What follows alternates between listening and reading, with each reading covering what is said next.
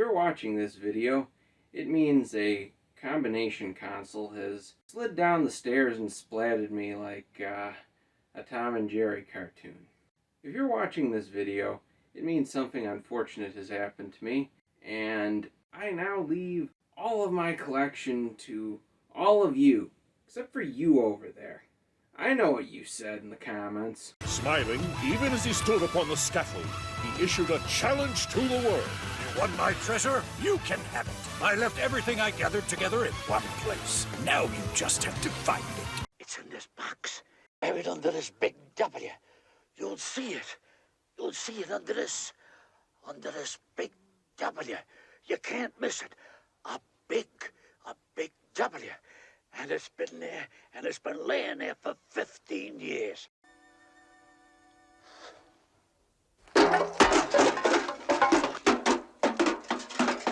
That guy's dead. You better believe it.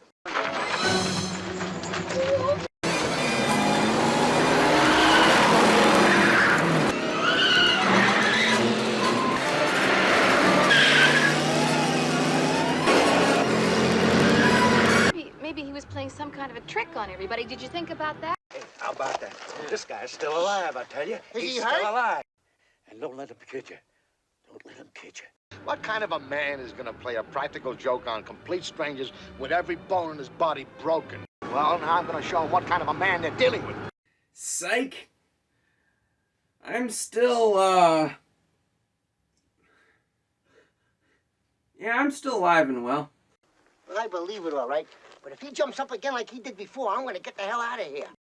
So, since Christmas, I've been very busy preparing for the early television swap meet coming up in just a couple of weeks from the time of filming this, and probably roughly 1 week from the time of release. It's going to be Friday, Saturday, and Sunday, May 5th through 7th. I'm going to be there the evening of the 5th and morning through sometime in the afternoon, most likely on the Saturday the 6th. With regards to what happened between October, when my channel parked, and Christmas time, I have a video I filmed at Christmas time when I was thinking about resuming normal channel operations. I'm going to show you that Christmas video I filmed, but first, my ETF swap meet for sale list. I suggested you guys could own some of my crap. I over-suggested, but I wasn't lying. You can own some of my crap, but only specific things that I'm listing right now. So, welcome to the already in the garage part of the ETF swap meet video. We got a tower of TVs, top to bottom. We got two 16 GP4s that test nice and good and healthy that are for sale. We have a Admiral 19A, might be a 19A1. It's a 7-inch electrostatic deflection set. It's been recapped, works. That one, the cabinet isn't as shiny as I'd like, and the picture tube isn't as healthy as I'd like, and it's missing its back and its knobs. Half tempted to put a better picture tube in it and try harder to polish it. Recapped, working beautifully. Recapped by me. 1957 Philco, black and white. Runs great. Get this thing out of my life. It's a great TV for watching movies on. Nice big 21-inch screen. Compact, fairly lightweight cabinet for what it is. It's mostly printed circuit boards, but it's very serviceable. They give you good access to the bottoms and the tops. Set 1976 Zenith Chromacolor 2 color TV. Works pretty darn good. It's got some issues with the tuner being a little bit dirty, and there's some intermittence in the modules. It's one of those Onslow TVs where you slap it on the side of the cabinet to make it work right when it's acting up. Being an upright chassis Chromacolor 2, I'm pretty sure they came that way from the factory, based on all the ones I've seen. Motorola, I think it's, I forget the chassis number. It's a works in a drawer. It's the first one with the switch mode power supply. Has a great monochrome picture. Can't figure out what's wrong with the color circuit, and I don't feel like dealing with it. This is a 21-inch set, which is pretty rare. The Zenith above it's a 23-inch, but the Motorola is a 21-inch. That's pretty rare. It's got one of the neat modular cabinets. If I could find the brochure, I'd show you. They had two identical shelving unit cabinets that oftentimes would be sold with this or could be purchased to go with it. And they had an ad where you could stack them vertically to make it a tall console. You could put them horizontally. You could put one underneath it and one next to it. It was a neat furniture concept for a TV set. Picture tube's nice and healthy on it. Good picture, just needs color circuit work. Spare picture tube for a 17-inch Predicta. This is a 17B ZP4, which means it's an inch longer than the standard Predicta tubes, and there's a back hatch for testing the picture tube on the head shell. You need to demount that and install 1-inch standoffs for each mounting screw to space it out from the back of the set to continue to protect the neck, but to allow the neck to fit inside the Predicta head shell. This is a good, strong replacement tube. It'll produce a nice, bright picture in any set you put it in. Good tube. Somebody buy this and get it out of my life. I sold my 17-inch Predicta. I'm sick of looking at this thing. I'm sick of it taking up my shelf space. Get it out of here. I'd even be open to some offers. Just get it out of here. I think I paid $125 for it. I don't want to take a loss, but I will to get rid of it if I have to. CT100 tuner. I have 2 spare tuners, and this is the one that I feel like not keeping. 1 spare tuner for 2 TVs is plenty. Satchel Carlson TC10. Picture tube's good and healthy. Chassis is unrestored. Cabinet is a little bit subpar. Get this thing out of my life too, before I go crazy and start restoring it. Sylvania monochrome set, early to mid 60s. It's not a very good set. I haven't done any work on it. It doesn't run. $10. Get it out of my life. Basically, a friend of mine gave this thing to me, and it's gonna cost me money and effort to bring this thing to the ETF. Just give me enough to make it worth my while dragging it there, and you can have it. Zenith VHS VCR. I'm laying it on its side right now, so it takes up less floor space. Parts unit, essentially. But it does have the nice remote control switched power outlet on the back. So you could use this as sort of a crappy analog cable box audio video input switcher for your vintage TV set. RF modulator. And it'll be a remote power outlet too. You just need to grab a universal remote that supports the old Zenith codes, and a lot of them do. $5 on the Zenith. I'm in the buck pile. We got a brightener for rectangular color tubes, picture tube socket from black and white, and something wrong with this roundy tube. I was cleaning out my shed and I found it, and I'm not really sure what's wrong with it. I feel like it's somewhere in this general area. I don't know. I'll put it in the buck pile if someone seriously wants the thing. It's probably not a usable tube if it was out in the shed, but who knows. Probably not going to get this to a state where I'm happy selling it before the meet, but RCA CTC7. It's got a hole in the side of the cabinet. It's missing one of the leg mounts. It's missing 3 of the legs, unless my friend brings the legs and the missing mount and the missing this for this set. The chain drive for this is all screwed up. Picture tube should work good on a brightener. Might work without a brightener, but it tests good, and then it slumps if you leave it in test mode for more than about 30 seconds. So I got no idea. It's got the original CYP in it. At least I think it's the original CYP. If I'm selling this set, it probably means I got it working, and you'll probably see video of it working right now. Otherwise, I don't know. GE Portacolor H4 chassis, the better later chassis. I'm probably going to keep this, but the cabinet's pretty rough. You'll see a video of it working. Sylvania D16. Doubt I'm going to sell this, but I might get desperate for console floor space and sell it anyway. 25-inch console, which is pretty cool. You don't see too many hybrid sets with the big picture tube. It's like a 4 or 5 tube hybrid set.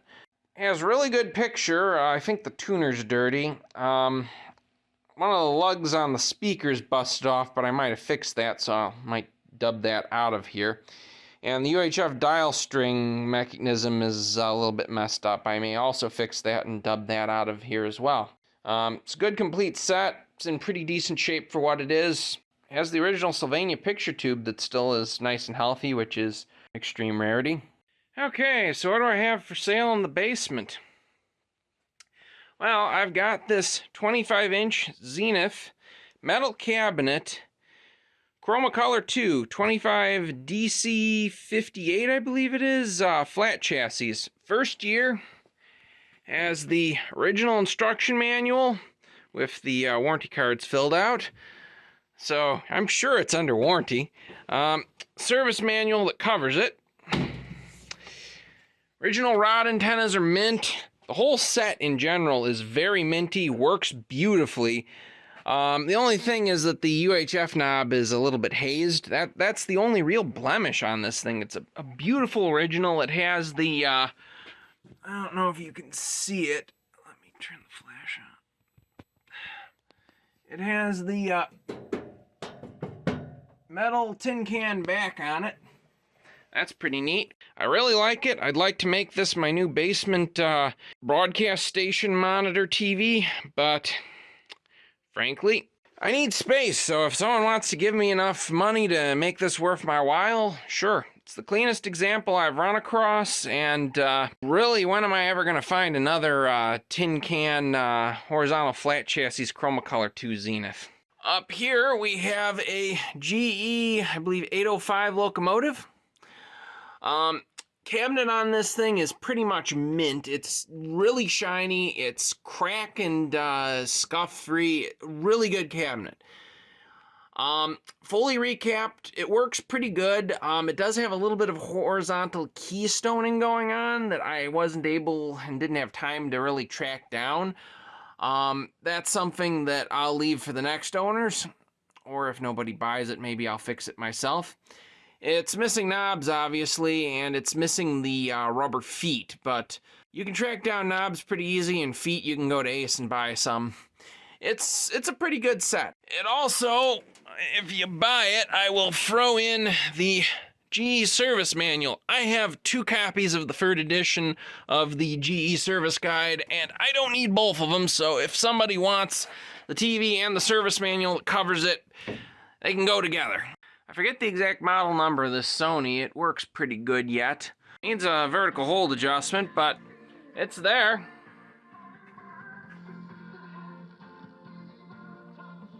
Got this nice little 1950 7-inch electrostatic deflection Philco.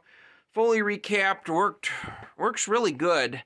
At least it did last time I plugged it in. It's been a year or 2 since I've had it down from that shelf. Cabinet's in really nice shape. 150 for it, and I'll let it go. Should probably edit in the Raytheon clip from last year, but I think I'm just gonna try to film a new one because I'm a glutton for punishing myself doing stupid impromptu time-wasting things that I didn't prepare for. Yeah, it's coming on.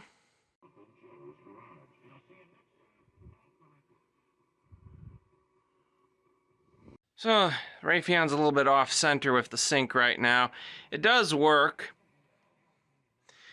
I had a problem with this set where I brought it for sale last year, and it wouldn't produce a raster at the meet. I brought it back home, losing a sale because of that, and was gonna fix it. I finally got it onto the service bench about a week ago, and plugged it in and turned it on, and the damn thing worked perfect. So I have no clue why it didn't run, aside from at the extreme end of the horizontal hold control, it will lose horizontal sweep at that point, but that's trivial. It could use probably some sync improvements, but it's a working TV. Could use a little bit of veneer help on the side. The other side's a good bit better, but is a little bit meh in the back corner. Could use a refinish.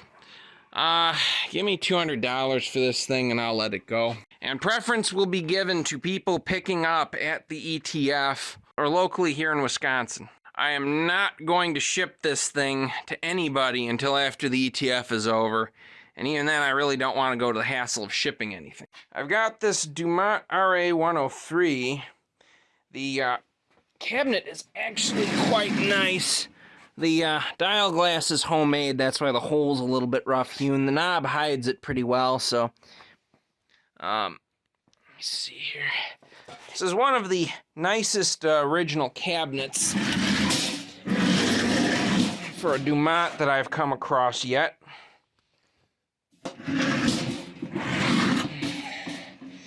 The back is slightly bowed out because it has a later 12 LP4, I believe it is, picture tube installed, which the neck is slightly too long for the cabinet design, so it forces a back bulge to occur.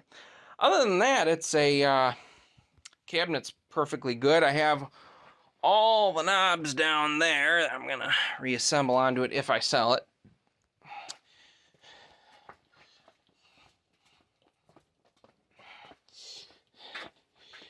The chassis for the Dumont is all recapped. Horizontal linearity is a little bit off. The lin coil on this set shorted the chassis and burnt up, and I replaced it with another one which promptly did the same thing.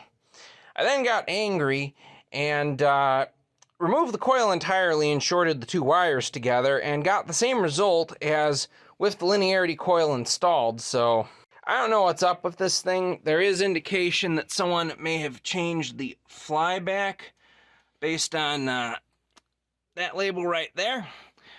And I don't know if they did it right or what. High voltage is a little bit low. It's, I think, about 6 kilovolts when it should be about 9.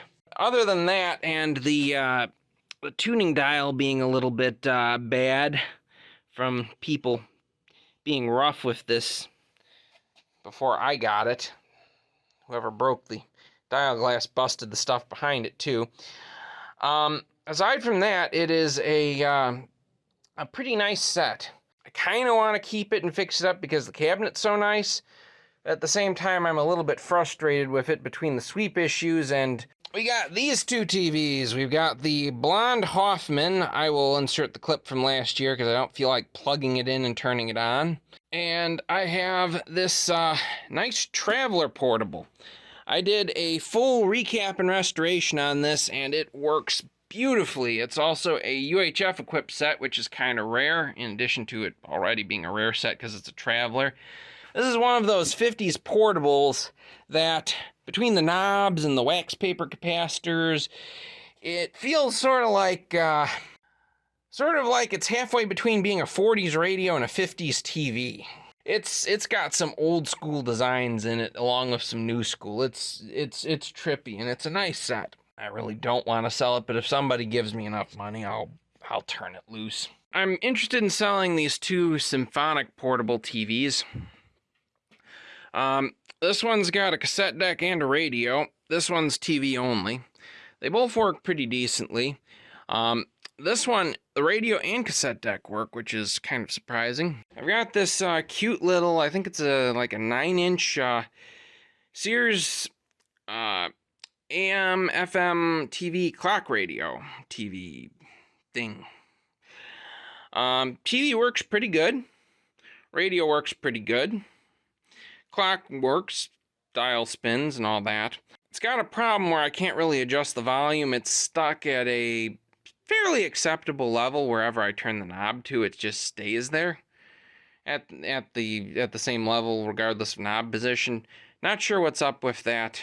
So right here I have a Sony Betamax SL8500. It works. One of the fast wind directions doesn't want to work. But other than that, it's a pretty decent machine. It needs a little bit of help loading and a little bit of help with the pinch roller. The pivot's a little bit sticky. Those things can be fixed fairly easy, and I might just get to that before I sell it. But if not, it is what it is. Nice knob-tuned top loader. Here we have a Sony VO1800 U-matic deck. The first year from 1971. This and the VO1600, which had tuners in addition to what this one has, were the first two U-matic decks that Sony offered when they introduced the format in 1971. I think this unit might work. I forget whether it does or not. This used to be owned by, I think his Video Karma username was the same as his real name, Adam, who used to live in Michigan, used to live here in Wisconsin, and then moved to Arizona. He tended to service his videotape machine, so this thing probably works. I've been keeping it as a spare parts deck slash additional collection item to my 1600 that I have elsewhere. But I'd let this 1800 go for, let's say $100. I do like it. If that works for you, that works. I'll even throw in a couple of random U-matic tapes with God knows what on them. Because I collect tapes, but I don't ever seem to get to watching them. Now that the joke's over, we begin the rest of our episode, which is strictly from commercial. Strictly commercial. These two Danish modern sets and a RCA CTC 25. Both sets work. Next we have this blonde Hoffman Queasy Vision. Trademark's Easy Vision, but it's green, so it's Queasy Vision in my book. This set has been recapped. It works okay. It's got a horizontal size and linearity issue that I fought with and never completely ironed out. The channel knob on this set has been crushed and glued together by previous owners and isn't exactly in the best of shape. It's basically for decoration. This thing is, it's got about the structural integrity of a potato chip. Buried back here, I have a blonde RCA CTC4 Seville. It currently has a all glass color CRT in it, but I've got the correct 21AXP22 laying around that I could pop into the set. Yeah, you can't really see it. I'll take some old pictures and try to add them into the video. This set, chassis is over here.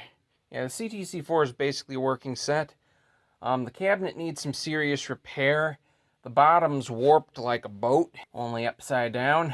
I've got a spare bottom from a CTC4 Haviland cabinet that I'd been planning on splicing in that is nice and flat and would be a good replacement for the bowed bottom that's in it. Needs some veneer work and some other odds and ends things done to it. The chassis works, however, when I changed the resistors out about a year ago to work out most of the remaining bugs. I had ordered a large assortment that I thought was a 2-watt assortment until I figured out after I changed the resistors on this set that it was a 1-watt assortment. So there are a whole bunch of resistors on this chassis that are supposed to be 2-watt that have been replaced by 1 watts. And because of that, the chassis drifts after warm-up.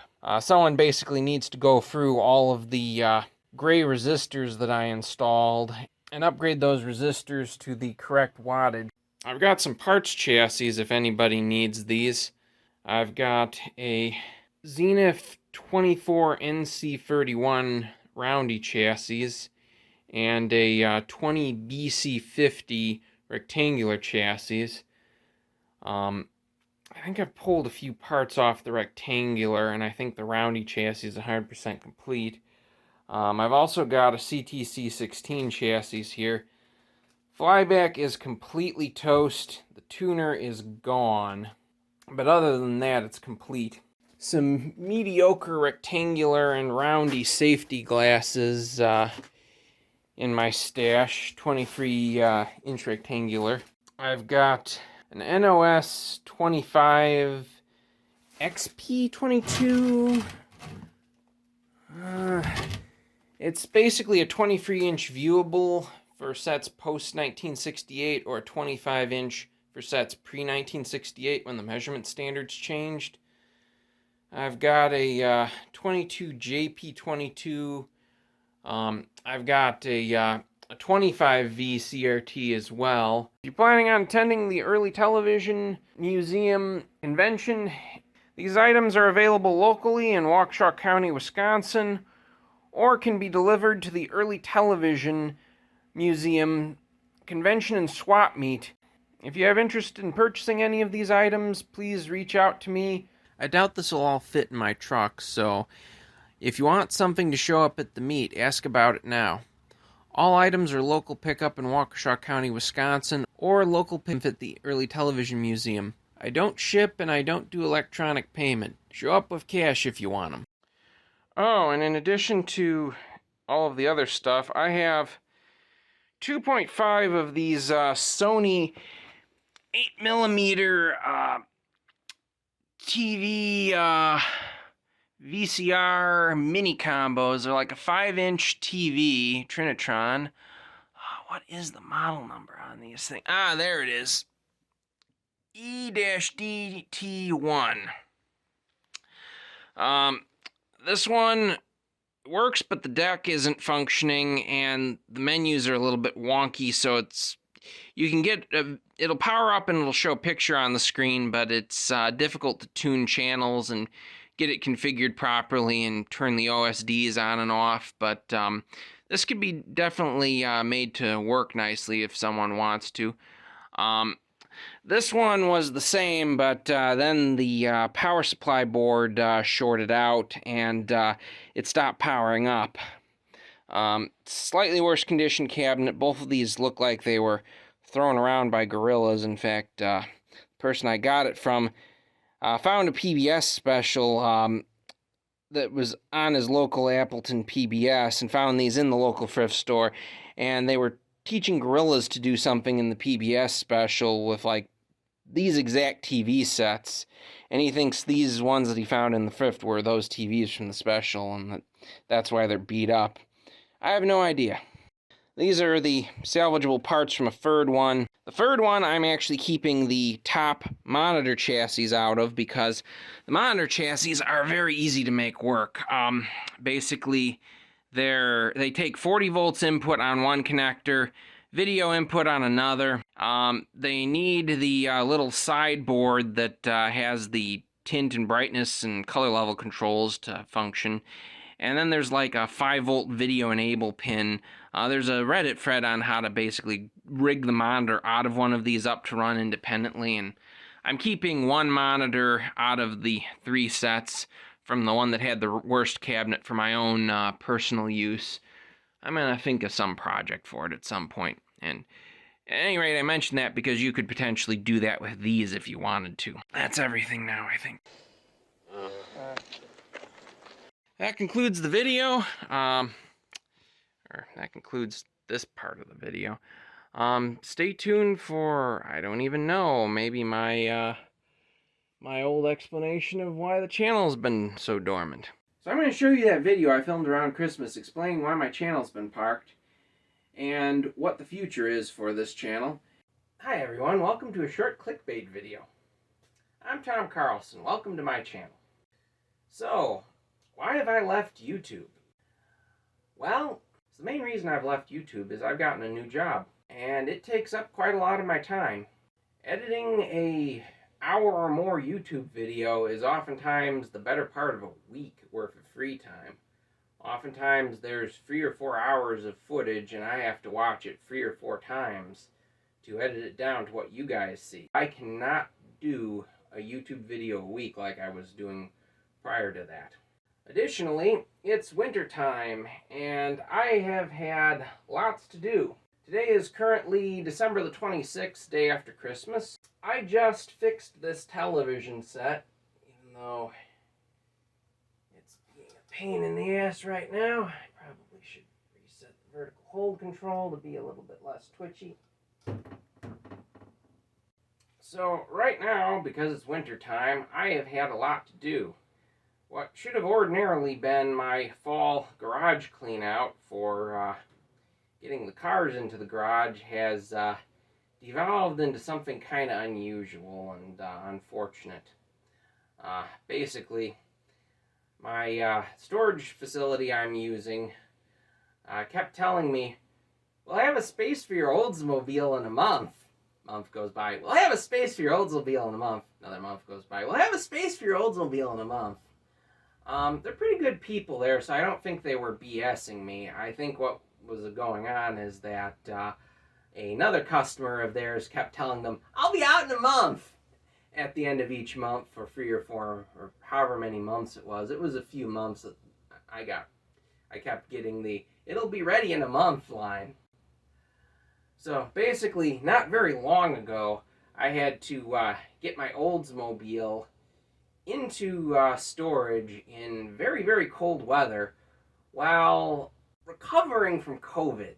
That was pushing a 3,000-pound vehicle that decided it didn't want to start in the cold.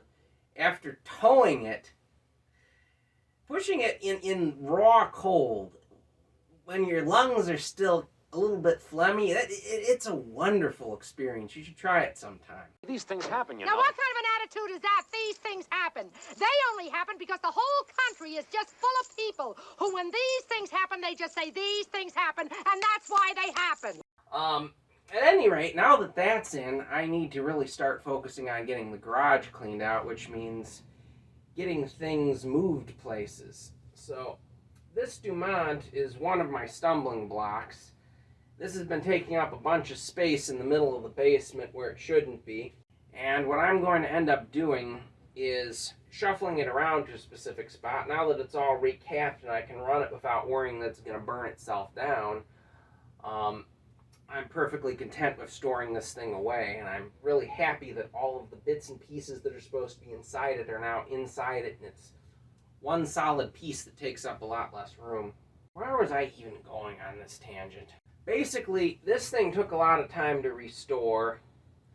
I've been up to all kinds of things. I have filmed a few videos in the meantime since I've last put a video out for you guys. Today on Understatement of the Week, so as you can see here in my YouTube video folder, I've got a lot of different subfolders for planned upcoming videos. You can see the one I'm working on that you're watching right now, right here. Yeah, my working titles are pretty interesting, and usually have nothing to do with the actual title of the, well, they don't always have nothing to do, but they often don't match the release title of the video. In addition to these roughly 25 videos, I've also got a bunch of unsorted raw footage. And you can observe my my bizarre naming sense by looking at my released videos folder and comparing that to the actual videos on the channel and trying to figure out what's what.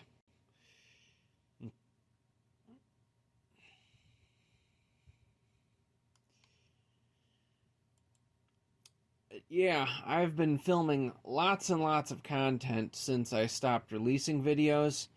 I haven't stopped filming, I just have stopped editing, and clearly I haven't stopped editing because you guys are getting a video now. Basically, I just haven't had time to edit the monstrosities that I filmed together into the creative works that you guys get to see.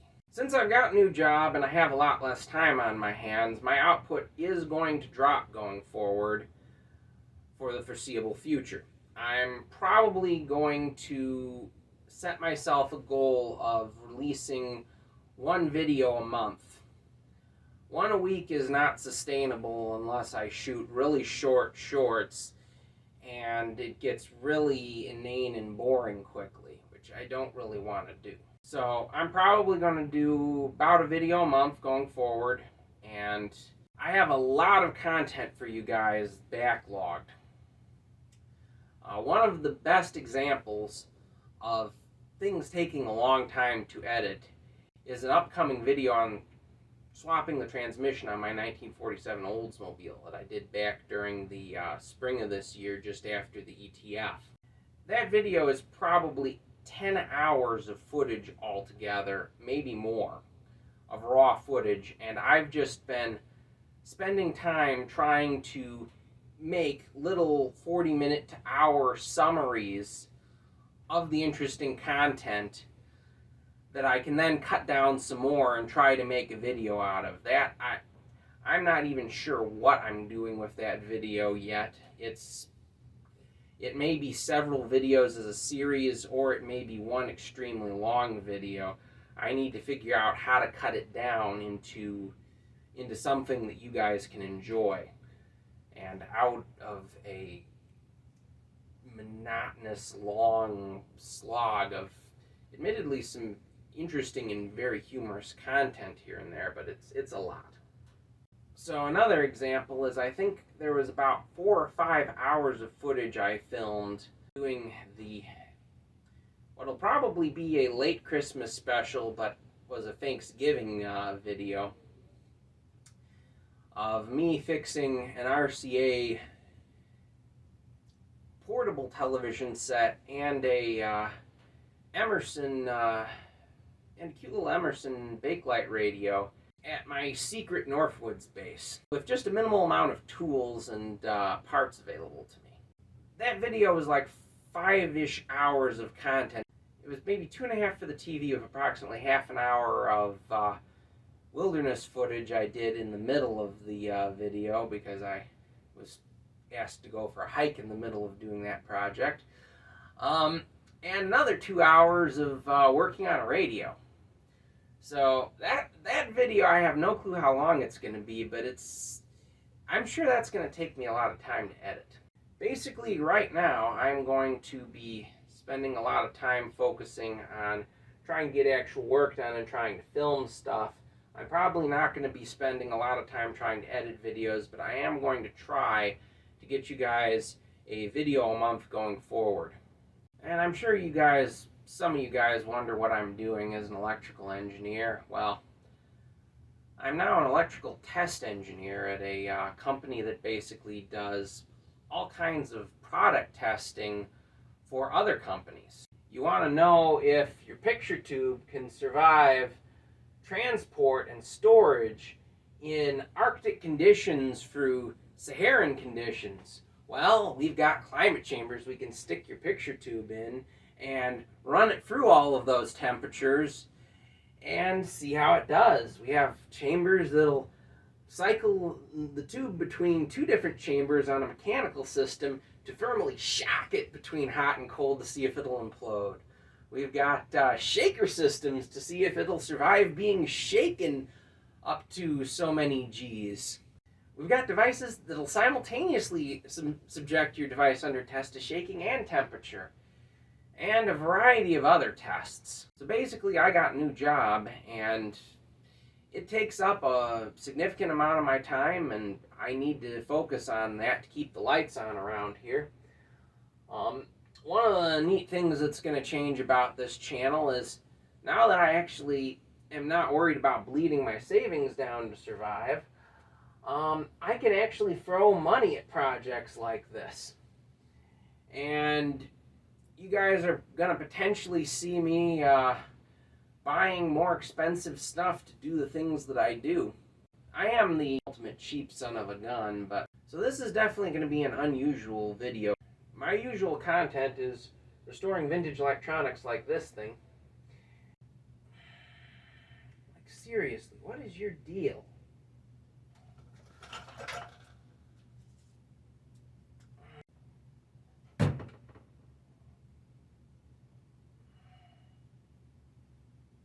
Today, Tom learned not to have a television running in the background while doing a video.